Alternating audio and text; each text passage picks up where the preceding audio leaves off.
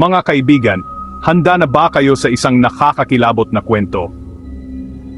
Kwentuhan to ni John Jones, isang lalaking puno ng hilig sa pakikipagsapalaran. Taong 2009, nagpasiya si John na magsama ng mga kaibigan para tuklasin ang Nutty Putty Cave sa Utah, USA.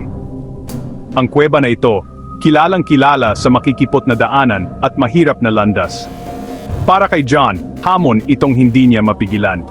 Habang pumapasok sila sa kuweba, for 0.5 palalim ng palalim ang kanilang nararating. Dumating sila sa tinatawag na birth canal, isang napakakipot na lagusan na halos kasing lapad lang ng katawan.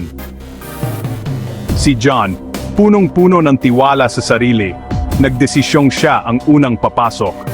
Ngunit habang pilit niyang isinusukob ang sarili sa masikip na daanan, break 0.5 bigla siyang naipit. Sinubukan niyang umusad, pero lalo lang siyang nasikip. Wala na siyang magawa, hindi na makagalaw, harap man o likod. Nakahiga siya ng patihaya, baligtad ang ulo. Isipin niyo yon, mga kaibigan. Ang pakiramdam ng hindi makahinga, hindi makagalaw, break time 0.5, habang nasa ilalim ng lupa. Talagang nakakapanindig balahibo. Agad-agad na humingi ng tulong ang mga kaibigan ni John. Dumating ang mga rescuer.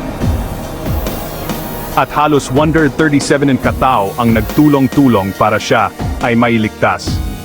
Ngunit sa bawat oras na lumilipas, lalong nagiging mapanganib ang sitwasyon. Ang posisyon niya ay nagdudulot ng matinding pressure sa kanyang katawan. Delikado na ang kanyang kalagayan. Pagkatapos ng halos 27 oras, sa wakas ay naabot na ng mga rescuer si John. Ngunit isang aksidente ang nangyari. Ang pulley system na ginagamit para hilahin siya palabas ay biglang nasira. Walang nagawa ang lahat kundi ang umasa na magtatagumpay silang muli. Ngunit sa kasamaang palad, noong gabi ng November 25, 2009, pumanaw na si John Jones.